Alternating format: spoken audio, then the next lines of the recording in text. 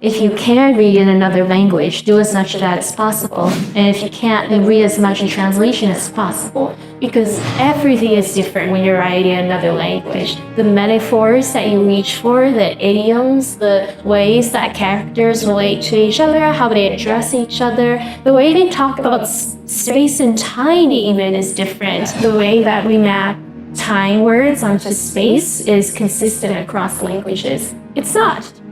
In English, we think it's very intuitive that the future is associated with one direction. What would you say? Forward? Forward, right? And we think the past is associated with backwards. It is flipped in Chinese. The future is associated with the direction behind us, and the past is associated with looking forward. And one explanation I've heard for this is, well, you know what happened in the past, you can look at the past, but you have no idea what happens in the future. You can only walk backwards towards the future. So the prefix for terms for your descendants, for instance, is the same as the word for behind you, instead of those who will come. There are like an infinite other conceptual metaphors that are completely different and precise ways of articulating a personal experience that you can't do with English. The Ramayana is one of the most famous Indian epics. It tells the story of Ram, a god reincarnated as the prince of a great kingdom. And the #1 New York Times and #1 Sunday Times bestseller, Yellowface. Rebecca! Hi guys, it's my first time ever in New Orleans. I tried fried gator today. It was gross. I mean, it wasn't helped by me sitting there and being like, this is a reversal of evolution. You could never take a gator in real life. Well, so I was so excited we had this chance to do this event because I had planned to see Vaishnavi. She's one of my bridesmaids, so we've had this girl trip planned for a long time, and she was sending us an itinerary, and it included a swamp tour, and she asked, do you want to do the kayaking version where you can get up really close to the wildlife?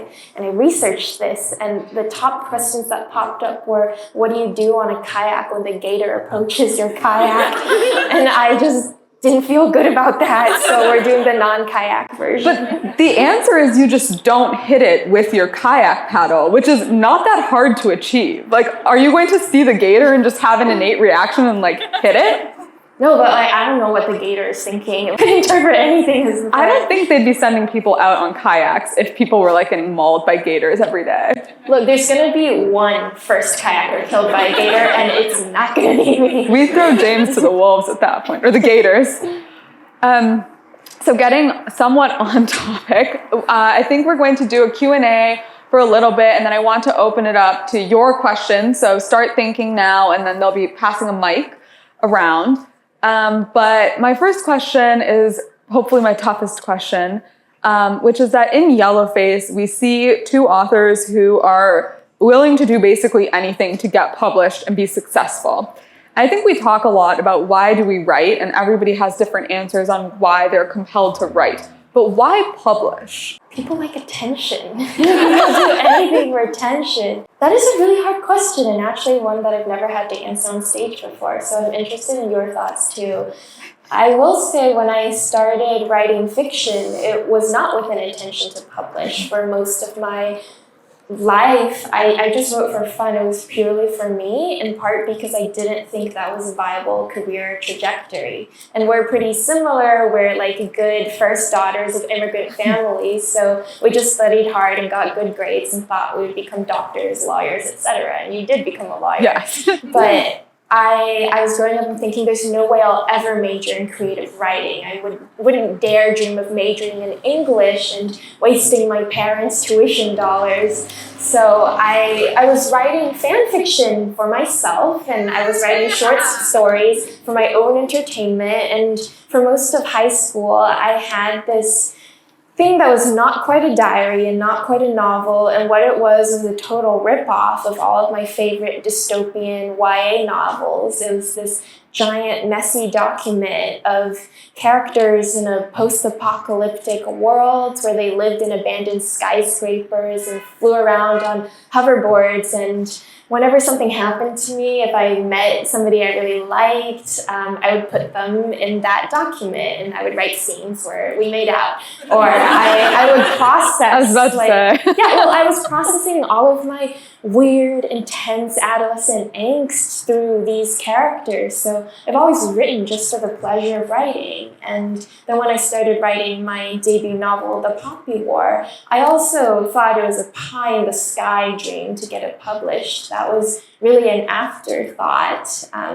The reason why I started writing it was I was living in China and speaking fluent Chinese for the first time and learning about my family's history from my grandparents and finding a connection to that culture, that heritage, that history for the first time. And I felt really weird about it, and I wanted to process it all. So I did what I had always done, which was process it through a story. But this story was just more structured and more ambitious and longer than the others because it felt so necessary to put it all out there. And actually what happened was I would go chapter by chapter and send them to my dad, my first reader, one at a time, and he would be so excited by the end of one chapter and excited to read the next one that I had motivation to finish it quickly and send it to him. And we just kept going on like that week after week until suddenly there was a book. And then he said, you should try to publish this. And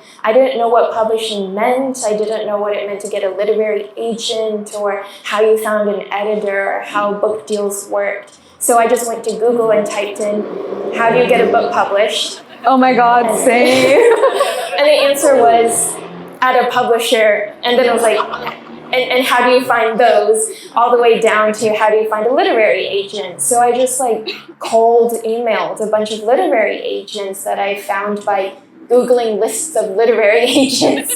And most of them did not respond to me, but one of them did. And then fast forward, the end of the story was, suddenly there was an offer on the table, not only to publish this book and have it out there, but to write 2 more books and publish the whole story as a trilogy. So really overnight, it turned from this pipe dream to this career, this 5-year-long commitment, which then turned into more books after that and more books after that. So I feel like I walked backwards into a publishing career, but realized that I love storytellings. And then once the public part began, once the first book came out and I was doing book events and talking to people who resonated with those stories, I realized it's magical, it's incredible to put something, a feeling, a thought, a dream on the page and then talk to somebody who's had that same feeling or thought or dream. So now I publish because it's my job, but it's such a rare form of communication and really seeing somebody, and I'd like to really hold on to that. What do you publish? So first of all, I'm amazed that your dad was your first reader. Seriously, for The Poppy War? Yeah. Okay. We're going to talk about that later. Well, Rebecca's kicking my ass at Catan or whatever. I had a similar experience actually, but it was my sister who I had written before, short stories or little things, not really thinking it was going to get published. I was in law school, so I already was on track for a different career that I knew I was going to love, and I was right. And so I wrote Kaikeyi, which is a retelling of a myth of the Ramayana, but my sister and I have a very special relationship to it because we were both hearing the story from our grandma and we would act it out. So we have this relationship built in part around this story. And she read it and she was like, you should really try to publish this. And so then I was out there Googling, how do you do this? How do you do that? But I think for me, why do you keep publishing it is a magical feeling. It is really interesting, but I also think about it as another way of putting your voice and ideas out in the world. So law is one mode of that. Writing is another. It's a way of staking your claim on certain ideas or topics, but in a way that you can't really do in the nonfiction format because you have the boundaries of your world and you don't in writing. I'm still stuck on Eric being your first reader now. So we were talking about the Poppy War, and you have this beautiful collector's edition out. And I was wondering, how has it been kind of revisiting this text now so many years after you've written it? Do you feel, I know you don't feel like the same person you were when you wrote it, but do you find parts of your old self in it? Or is it kind of just like cringe and you don't want to be looking at it? How does it feel to be back with the Poppy War?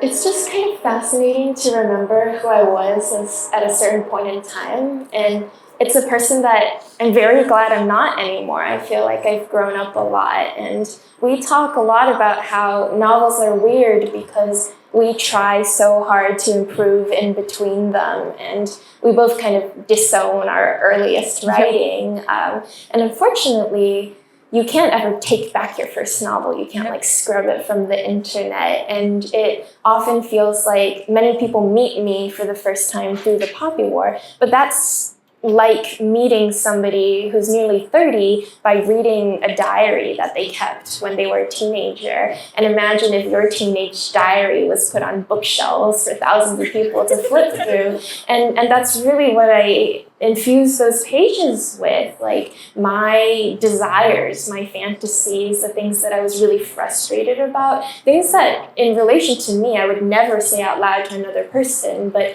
filtered through relationships between fictional characters. Suddenly it's okay.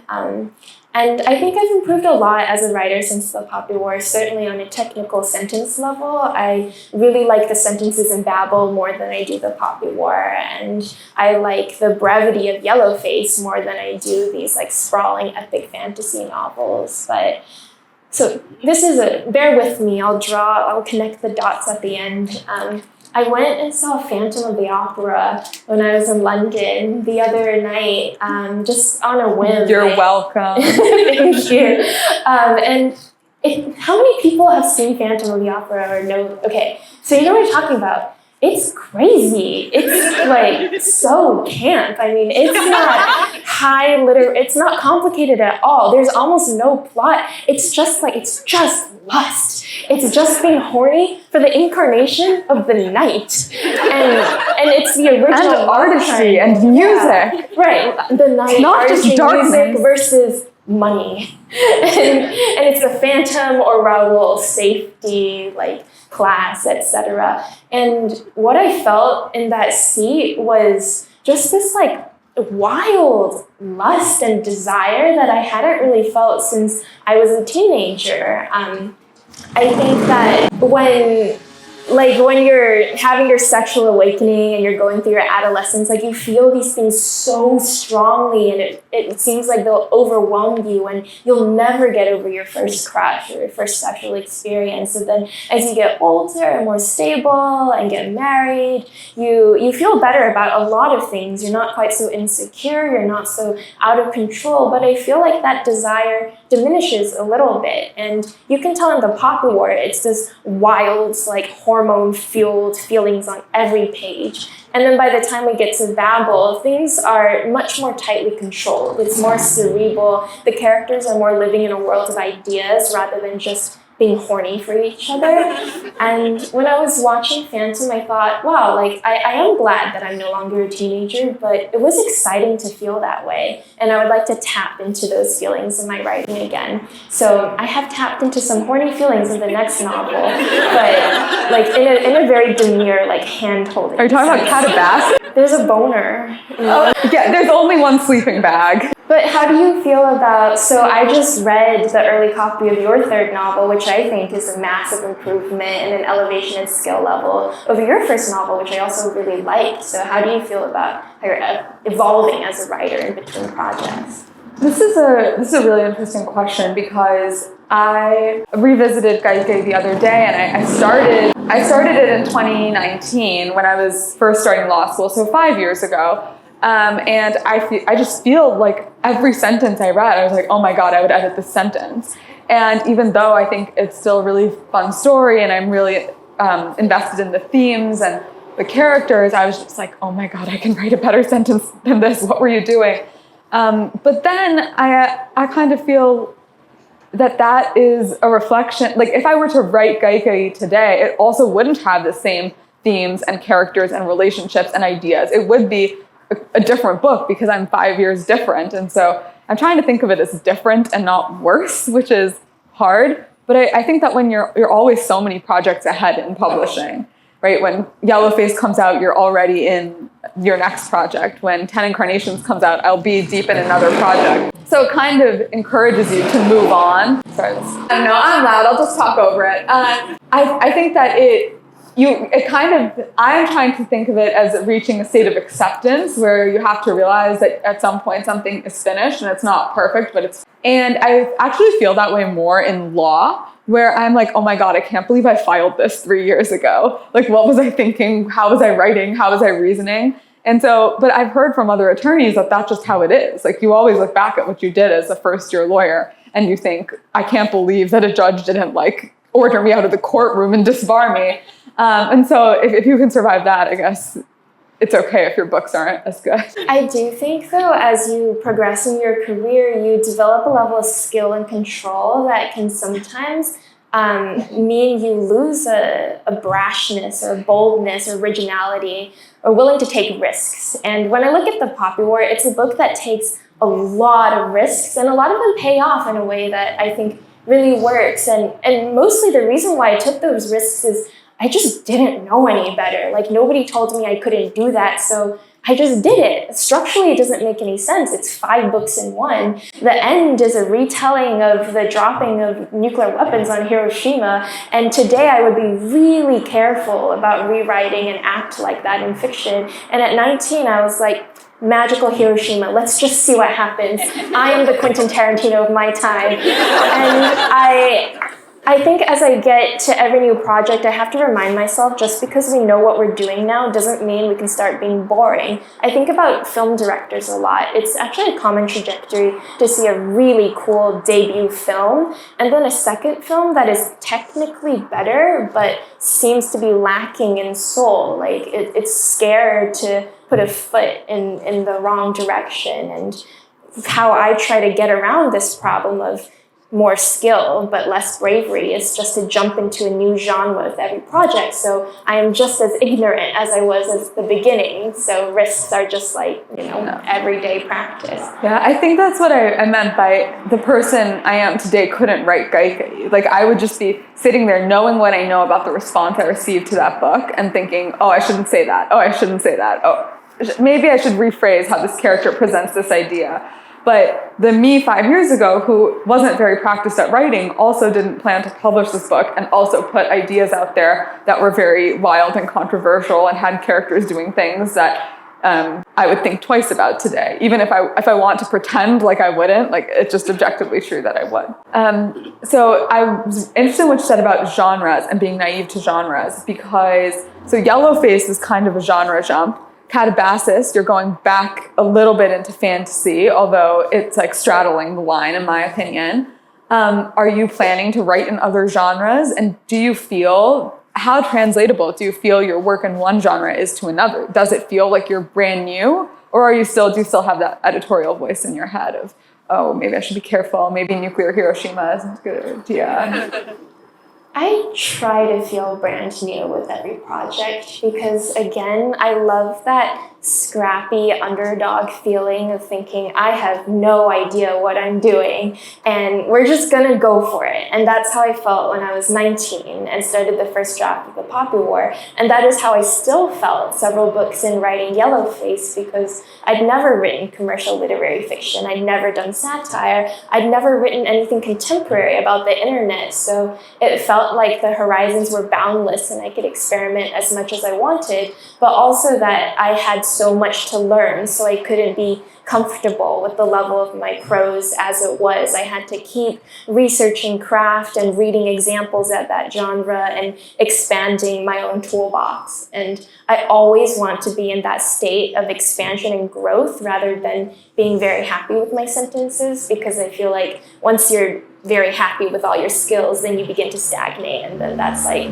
creative death. So The next fantasy novel that's coming out in August, it is a return to fantasy as a genre, but it's weird. It's about math. It's about hell. It's my first love story. I've never written a love story proper before, and I had to explore how you tap into those interpersonal dynamics of miscommunication and misunderstanding and deep attraction, but animosity, and balance all of that weirdness so that when they finally come together at the end, it feels deserved and like a relief instead of you're just very impatient with these two people for either not getting together or you just think these two are assholes and I'm not invested in them anymore. That's a really hard line to walk, and it was fun trying to figure that out. Then for the project after that, which I've titled Taipei Story in My Head, I'll probably change to something less boring. It's coming back to literary fiction and contemporary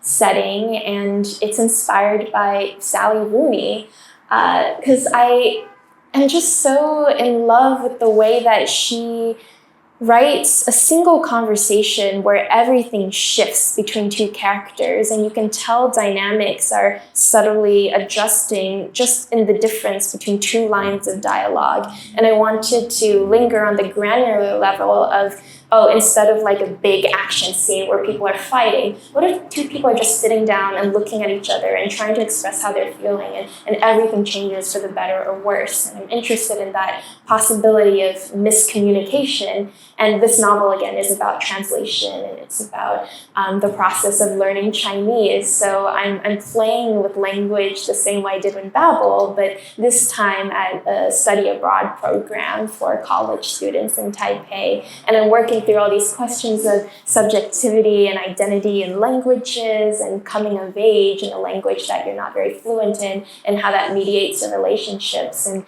this requires very different genre cues from, I think, the more overt action-oriented cues of what I've been playing with. So it's always hard, it's always a challenge, and that's why it stays exciting. Other than Yellowface, all of your books and planned books and stories are about students. And even Yellowface does have some schooling component. Do you think that's because you're yourself a student, or is it because you think that there's something like particularly generative about that moment of being a student? Do you see yourself writing about other professions down the line? Well, partly is I've just been a student for a long time.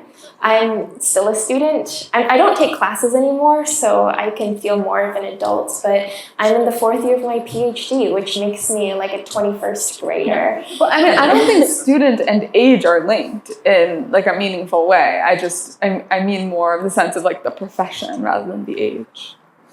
Yeah, well, I just think politically, the student's this fascinating category because, for instance, I think a lot about student revolutions, and Babel is very explicitly about a student revolution, and the popular trilogy, even though by books 2 and 3, they're just all war criminals, they are students like tasked with leading an overhaul of their country and trying to defend it. And this really comes from my interest in Chinese history and my scholarly work in modern Chinese literature.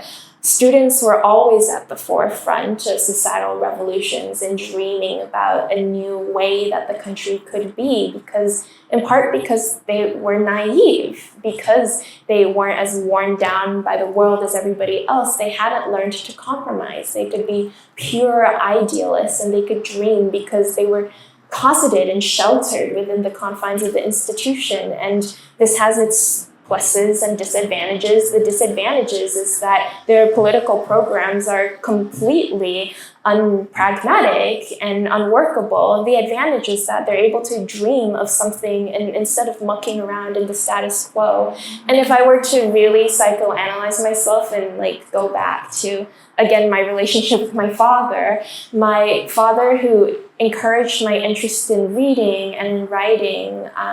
One of the foundational moments of his life was the Tiananmen Square massacre in 1989. It was because of that he came to the Midwest. It's always stuck in his mind, and it's made him believe very strongly in the student as the instigator of social revolution. And so we've had a lot of conversations about how you take those beautiful ideals within the classroom on campus and try to bring them outside into the world. So it's not a surprise that in my fiction I've tried to deal with those tensions as well.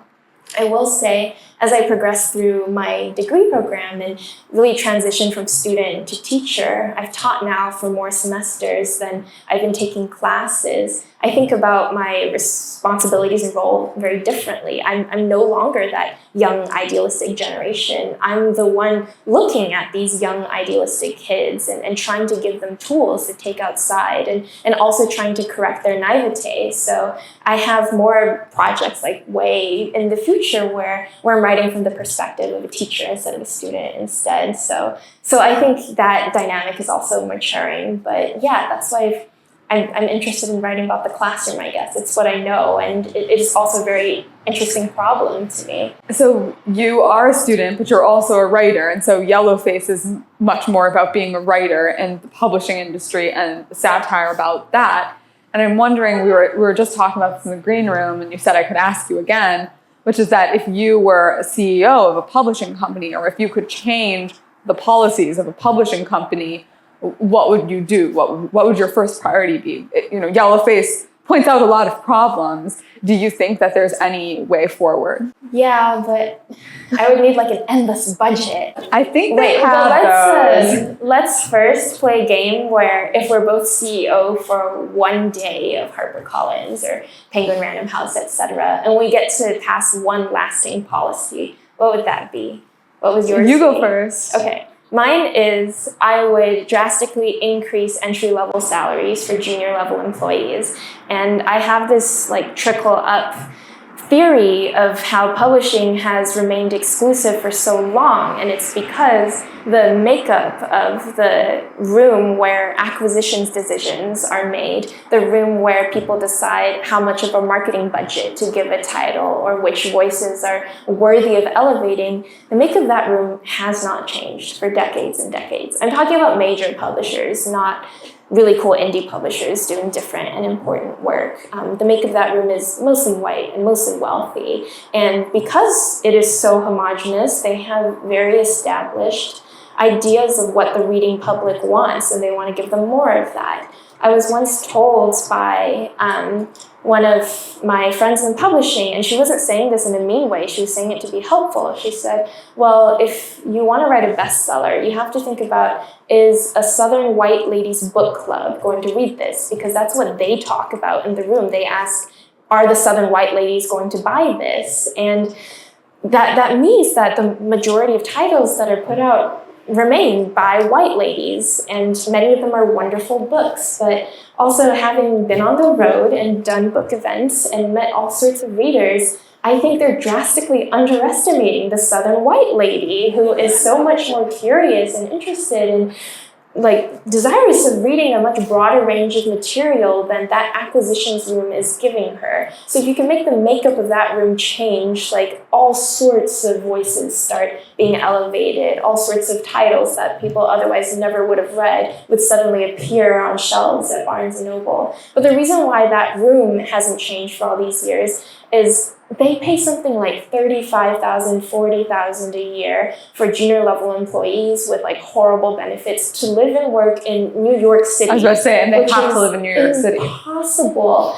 And I was with the HarperCollins Union when they went on strike in 2022. This is the main barrier keeping people who don't have familial wealth, who don't have that institutional advantage out of publishing. People who whose passion is to bring new and interesting stories to a reading audience just can't pay the bills. So if I could get those people to become the editors of tomorrow, I think that would change a lot for what books we get access to.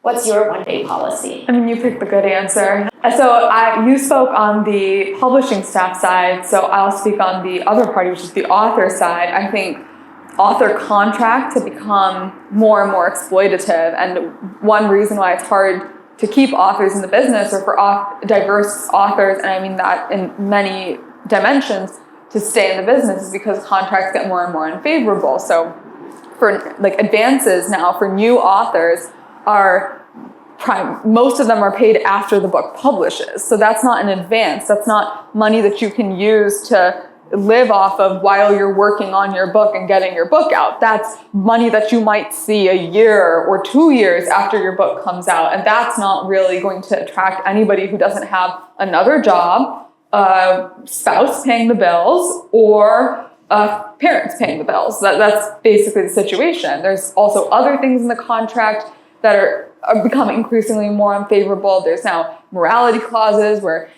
if you say something your publisher doesn't like on social media, they can cancel your contract. If you speak on political issues, they can cancel your contract. So I think publishing on the other side is also set up for people with generational wealth and privileges to be the ones who are most able to devote themselves to writing. And I mean, publishing does make some choices about who breaks out and who doesn't, but craft matters too, and that is in part a function of how much time you can spend on your writing. And if you have to be working another job because you're not getting paid for your book until 2 years after it comes out, then you're just necessarily not going to have the same amount of time to devote to the product that you want to have. So pivoting a little bit now that we're in the Yellowface topic, I figured I would ask, we talk a lot about friendship. And obviously in Yellowface, Athena and June do not have a friendship. They have some bad thing in between, like a friendship and an enemyship, a rivalry perhaps.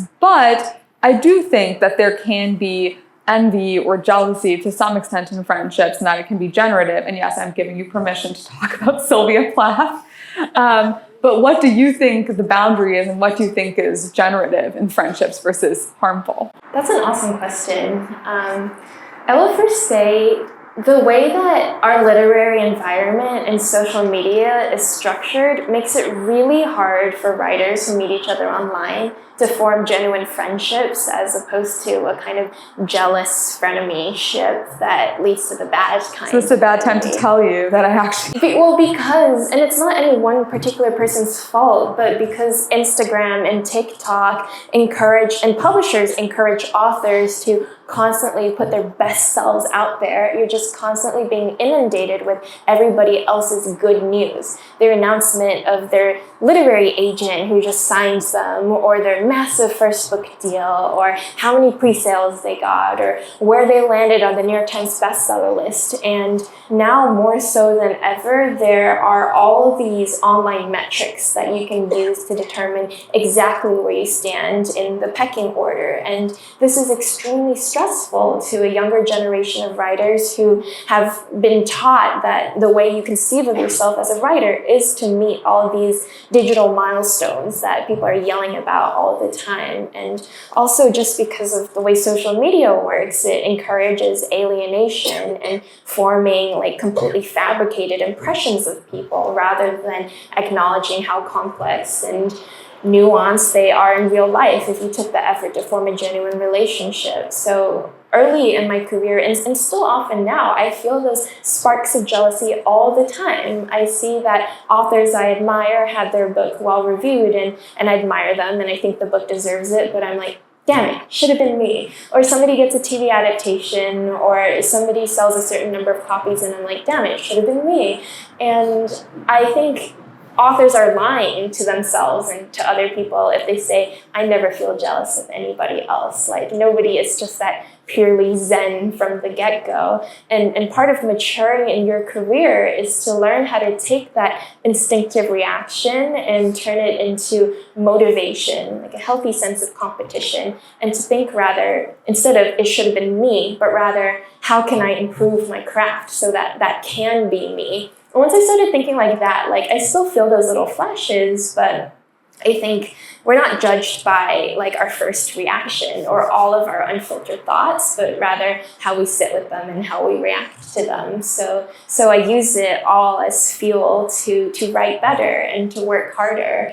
And indeed, I think like the best friendships, like certainly I feel jealous of you all the time. Like you talk about professional accomplishments and I'm like, damn it, it could not be me because I don't have that kind of brain, but it could have been in me. the law, to be clear. Like, but it's a jealousy of admiration and mutual encouragement, and I think friendships actually where you think that person has nothing that I want or could aspire to are kind of lame friendships. Like Confucius says, you ought to surround yourself with people that will encourage you to be more virtuous and to improve yourself. And I feel that way about my best writing friends. So I think jealousy can be a very positive emotion in a career and in a friendship if you're turning it inward instead of lashing out to bring somebody else down a peg.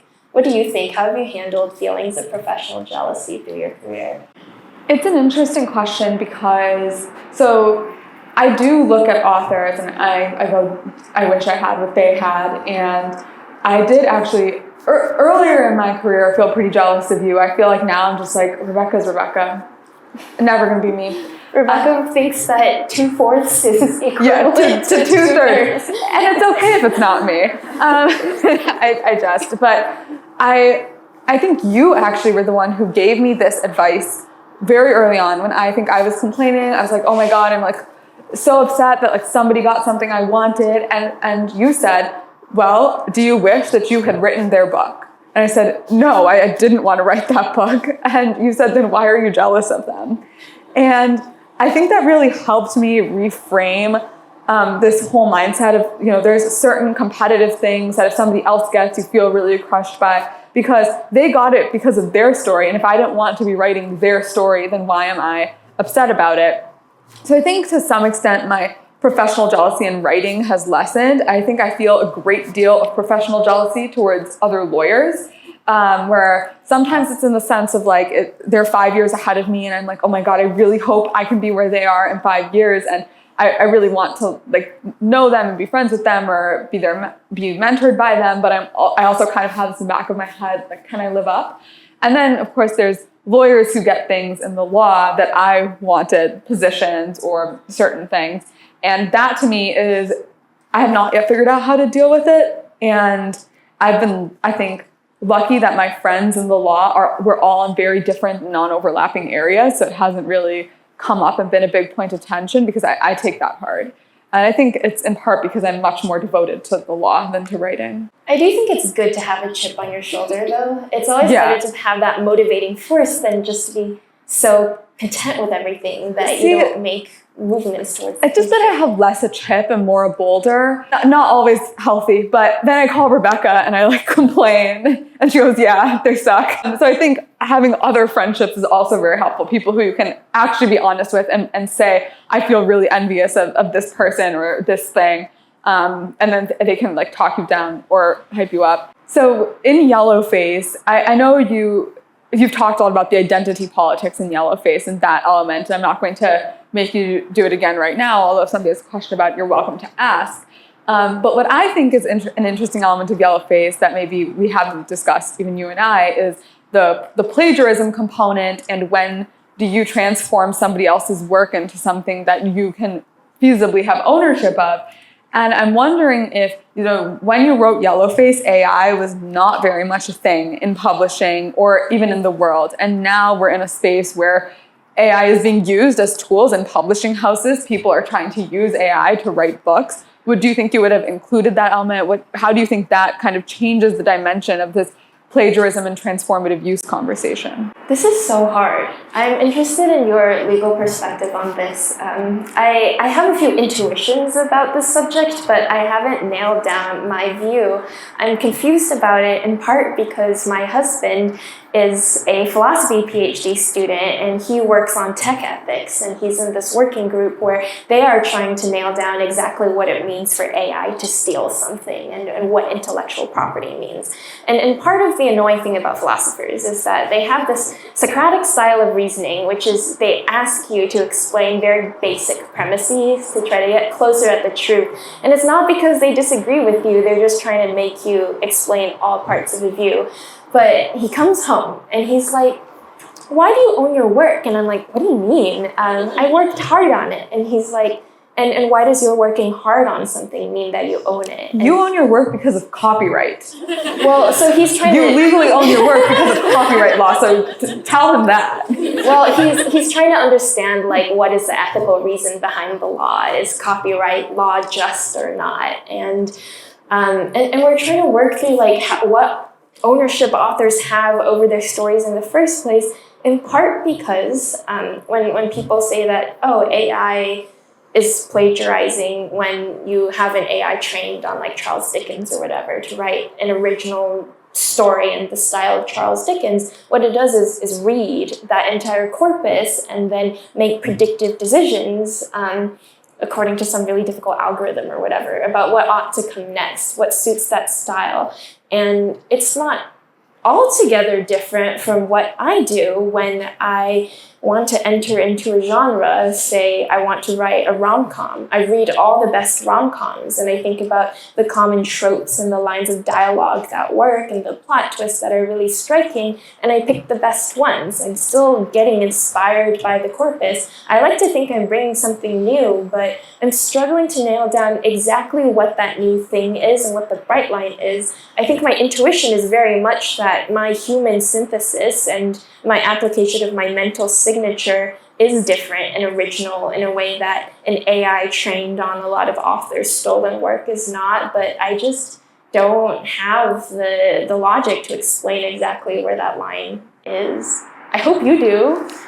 I don't think the law knows yet. I mean, there's a Supreme Court argument coming up next week that's in part about AI and intellectual property, and is definitely not going to get us closer to the answer, but is maybe a step towards it. I think that, so similarly to you, my impression of AI is colored by my husband, but because he works in cancer research, and his whole thing for like the last 10 years has been using AI models to improve radiation treatments in cancer. So I was always like, AI is this amazing thing and it's going to save so many lives and it's so perfect and so brilliant and we just have to crack it. And then like ChatGPT came on the scene 2 years ago and I was like, maybe not. But I think the difference to me between what they're doing in cancer research and what people who might use AI to write a novel is that one is fine-tuning a process that can receive an ultimate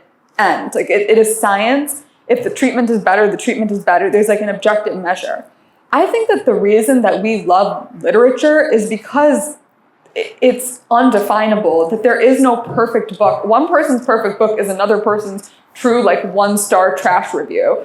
And so I think because of that, it's something that appeals to humanity. Like radiation beams are not something fundamental to our humanity in a way that art is. And going all the way back to the very first records of humans we have, it's art.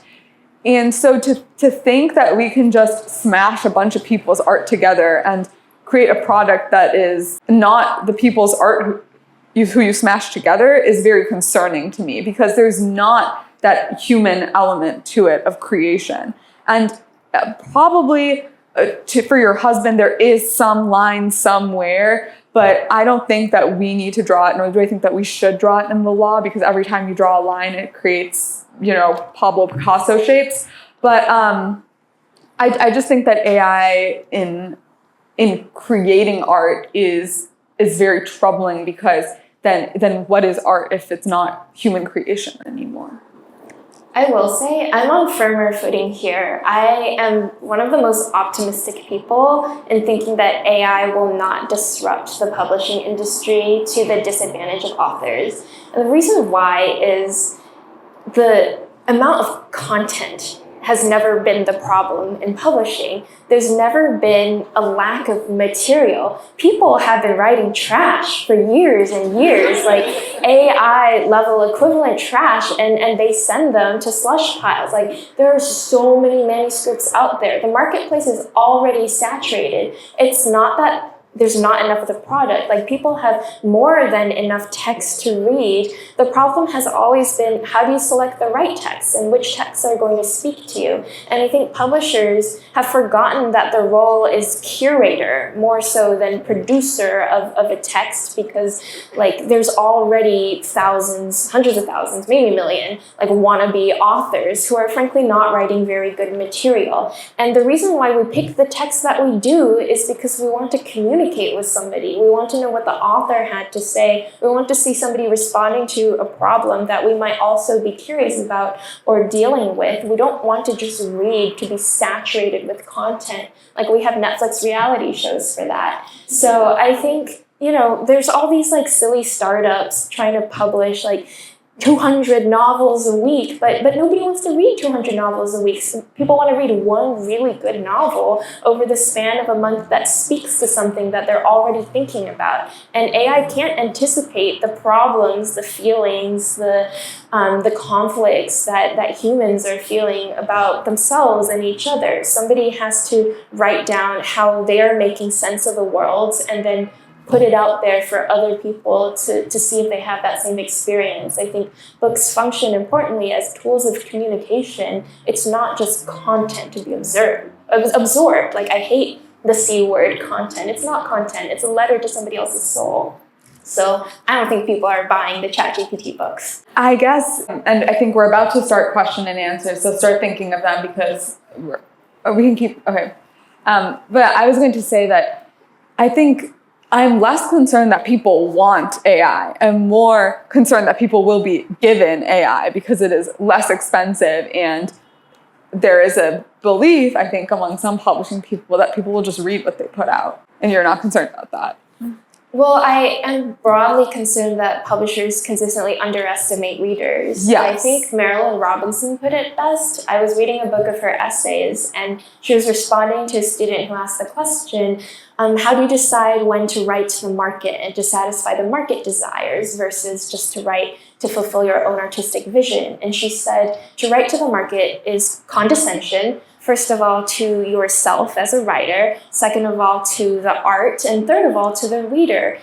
You haven't even met your reader, and you've already formed this impression of them as lazy and lacking in reading comprehension and just wanting to read slop that matches the tropes in the market. And that's incredibly disrespectful to a reader who's hoping to read a good book. So if you respect your writing first and create something that you're interested in with all the complexity that the question and the art deserves, then the reader is going to respond to that. And if you have that deep condescension for the reader to begin with, then you probably shouldn't be in publishing. So this is the problem for who's getting hired as CEOs and who's in the boardrooms, and that we cannot control. But as authors, I think all we can do is to keep writing to the idealized version of the reader and not to the reader that the market would have us believe exists. Yeah, that's a really good point, because I do think that there is some belief among publishing, and maybe even authors, but I would really ascribe it to publishing, that the boom in vampire books after, say, Twilight hit the market,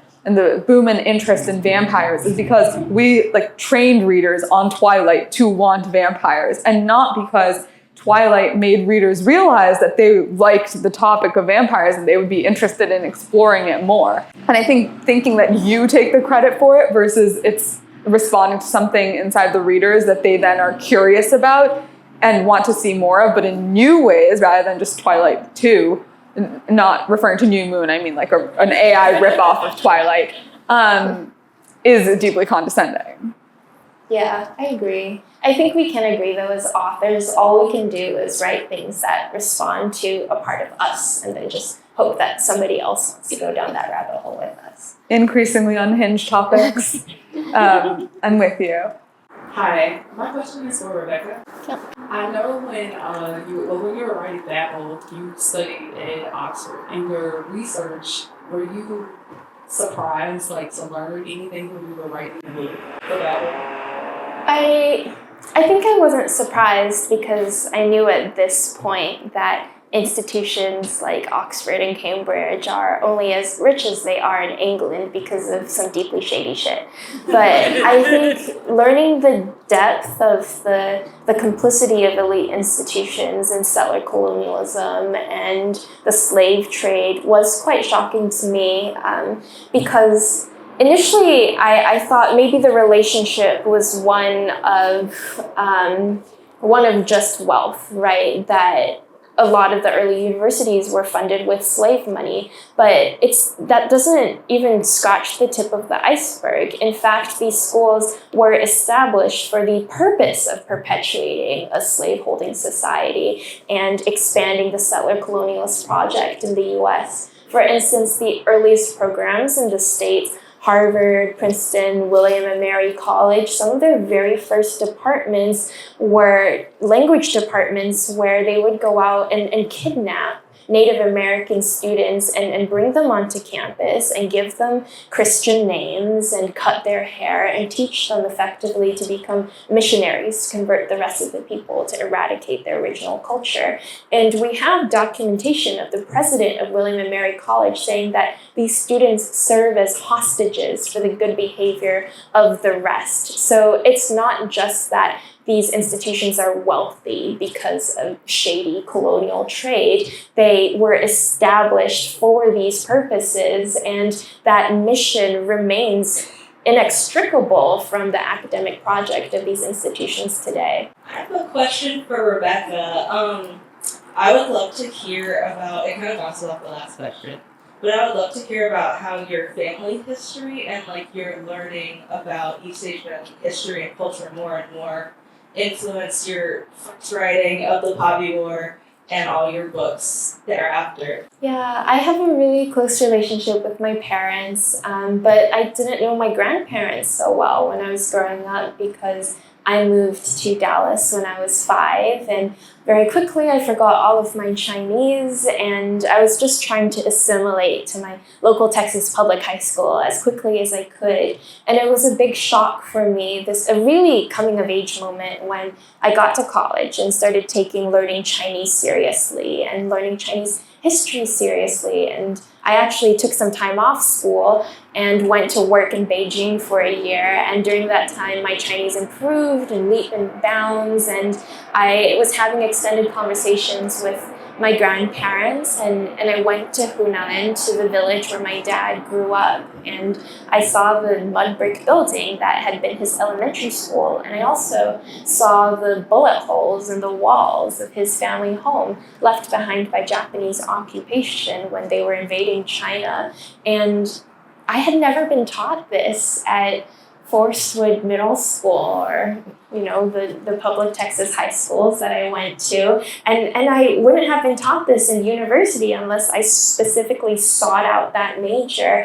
And it was really frustrating to me that this whole chunk of history, really what happened to China during World War II, what was happening in the Asia Pacific is just completely left out of any narrative of World War II that we celebrate in the US, because it's not like there's a shortage of World War II culture. We have like dozens of movies about World War II come out all the time. The National World War II Museum is in New Orleans, right? For some reason, I thought somebody else was speaking, and then it's me. The National World War II Museum is in New Orleans. We can go. You're in charge of the itinerary. But it doesn't really, as I say, it doesn't talk about it that much except for the experience of some U.S. soldiers stationed there. I see. Not at all about China.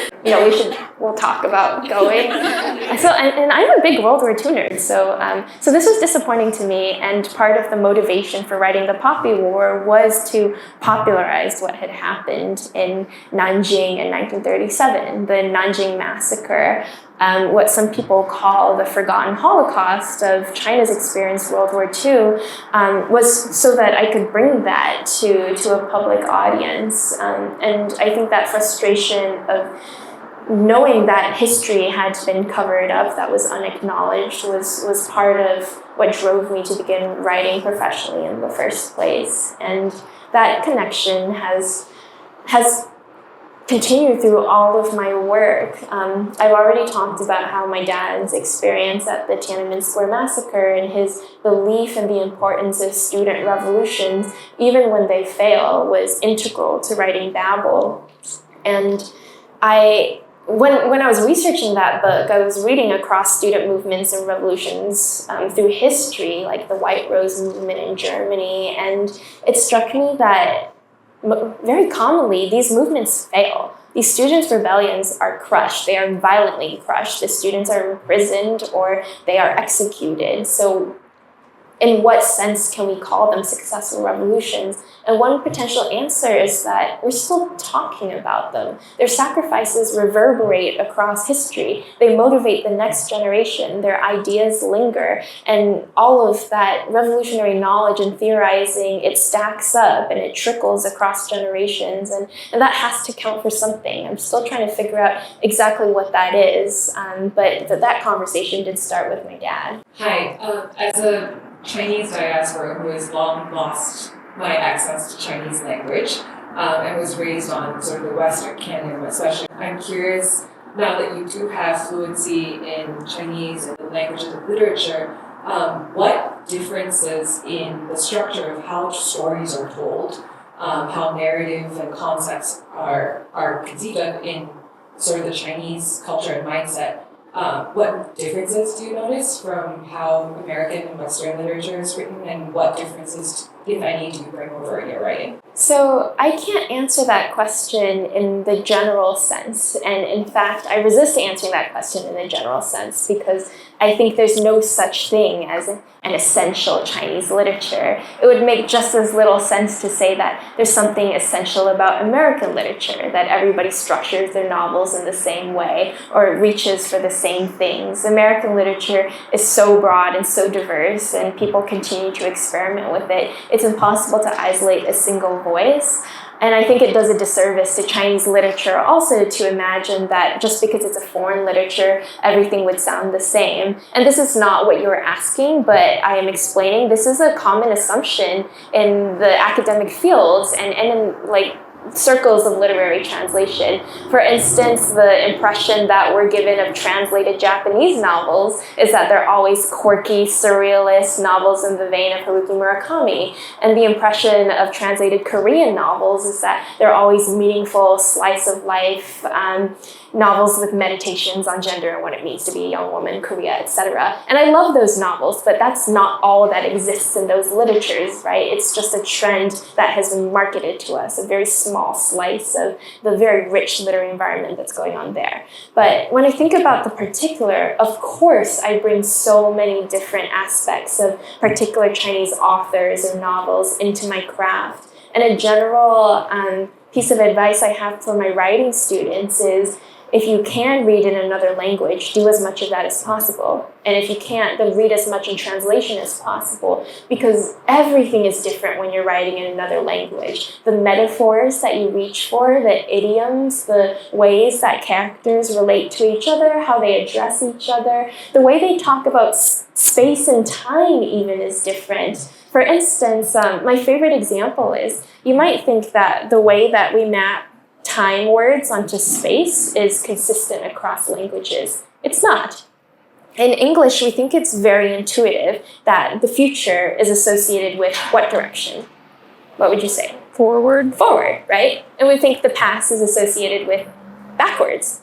It is flipped in Chinese. The future is associated with the direction behind us, and the past is associated with looking forward. And one explanation I've heard for this is, well, you know what happened in the past, you can look at the past, but you have no idea what happens in the future. You can only walk backwards towards the future. So the prefix for terms for your descendants, for instance, is the same as the word for behind you, instead of those who will come, before you, or I guess in that sense, English also maps. But so my point is that if even space and time relate differently to each other, there are like an infinite other conceptual metaphors that are completely different. And these are just new and exciting ways to describe the world and precise ways of articulating a personal experience that you can't do with English. So reading in translation, reading Chinese authors for me encourages me to get inventive with English, to stretch it, to invent new metaphors or even new words to articulate what I'm trying to say. And it's been really important for my craft. Hi, I just wanted to say I'm a huge fan of both of you. This question is for Vaishnavi Patel.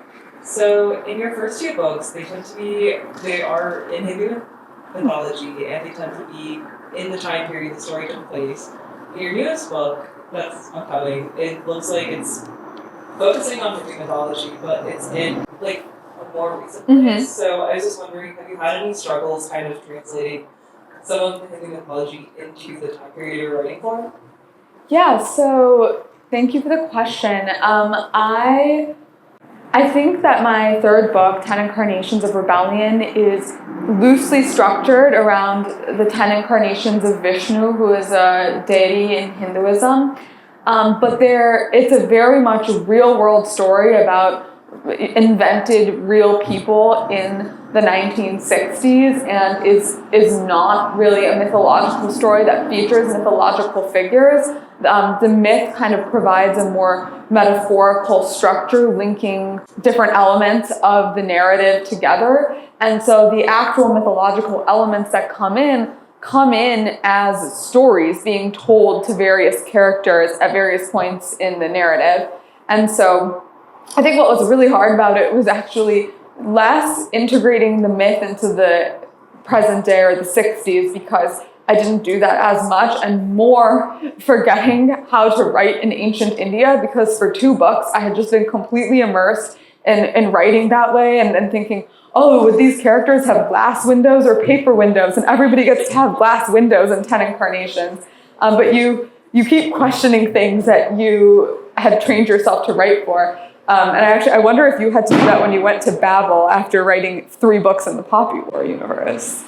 It was horrible. I had to learn about Victorian currency. And before, I just thought authors were making it up, like a shilling, a pound, whatever. They're all the same. And there's actually a wonderful website where you can put in the amount in US dollars and it will tell you how many pence, how many shilling, how many little cute pound, sterling, whatever. And I was like, these are fake words, but it's going to matter to some annoying British readers, so I will try to be accurate. I was lucky because I WhatsApped my grandma if I got really stuck, because she was alive in the 60s in India. So I'd be like, hey, Ajay, how did you store your water? And so that was really helpful. But I think I really like Indian mythology and Hindu mythology, and it's so much a part of the stories I grew up hearing that it's just impossible to separate from pretty much everything else in my brain. And in many ways, it is the foundation. And so I think that comes through and will continue to come through in everything I write. But even though literally every project I have coming up still relates to Hindu mythology in some way, I'm no longer writing retellings, and so I'm giving myself more freedom with the characters and the plot and all of that. Hello, I have a question for both of you. To what extent do Robin and Kaikeyi's ultimate decisions and their decision-making processes reflect your own decision-making processes? And if not at all, then who do they remind you of the most? Has anybody here not read Babel? Okay. Then I'm going to talk about this in the vaguest sense possible. Robin's decision at the end of Babel is not necessarily my own, but he was one of the hardest characters I've ever had to write because he is so unlike me, and unlike Rin, importantly, this character that I had lived with in the Poppy War trilogy for 5 years. And when I moved on to a new project, I wanted a challenge to the character who was nothing like her. Otherwise, I would accidentally write some ghost or shoddy imitation of her. So he's somebody who keeps his emotions bottled up. He's confused, he suppresses everything, he's deeply in need of therapy, and he's a divided self. He never knows what side he's supposed to be on or how to identify or what side he wants to be on, and he's so conflicted for most of the early parts of the book. And it's often only with the stimulus of an external action that he has to force himself to choose in the moment. And by the end, he's still not thinking clearly, and he's still not making a choice for fully rational reasons. By the end, he is operating from grief and loneliness and frustration, and he's deeply depressed, and he makes a choice, and things happen, but it's as much like a lack of agency as it is an intentional decision to shape the course of history. So I wouldn't say it matches. I am in total control of everything at all times. So I don't think I would have made the same choice. Maybe, I don't know, like lots of things would have had to happen to me, and then I would have chosen to do certain things with certain consequences. But that was the logic that went behind Robin. He was pushed to the brink, and he snapped. I say this in the nicest way possible. I don't think any of your characters don't need therapy. Not one. For Kaikeyi, it's interesting because the choice that she makes at the end is it corresponds to her major role in the Ramayana, in the Indian epic. So this is, I will spoil it because it's a 3,000-year-old story. She chooses to exile her stepson, not blood related, but basically her son, who is about to ascend the throne. And she chooses to make her blood son king in his stead. And it rips apart her family and the kingdom, and ultimately leads to a war not involving her. So that choice point is always there. It was kind of set. What my project was explaining how she got to that choice point, because in the epic, it's not very well explained. It's kind of just, she got jealous, and her maidservant, who she was very close to, poisoned her mind, and so she did it as a snap decision. And that doesn't correspond to the little tidbits about her that we get of her before that point. She's a warrior queen, she's very well respected, she's loved by the king. And so my project was trying to explain why somebody with all of those attributes would still get to the point of exiling their son, who they ostensibly love very much, and break apart her family. And I mean, do I think that that's a choice that I would have made? I don't know. I think that I put some elements of myself in Kaikeyi, as you do in all your characters, and especially her passion for equality is, I think, something that comes out very unfiltered, because it is in some ways my own, although she's like, equality for the princesses, which is not necessarily my position. I think that I could see myself getting there if I was born in her shoes and lived her life. But then I think maybe that's just determinism. Like, maybe anybody who was born in her exact shoes and lived her exact life would make that choice, which is not a great answer, but I think is the only one I can give. There is one important sense in which we are both like Kaikeyi, and in the novel she leads a women's council to make policy decisions about the nation that the men have overlooked. And we too have a women's council where we plot how to give our husbands orders about various chores. Yes. Or just to like complain. And then we go home and we're like, well, Rebecca said, and they're like, not this again. Once they tried to unionize. They did try, it failed. We broke the union with cookies. Yeah, the one time I was anti-union. Yeah. It was the union for more respect. Short-lived.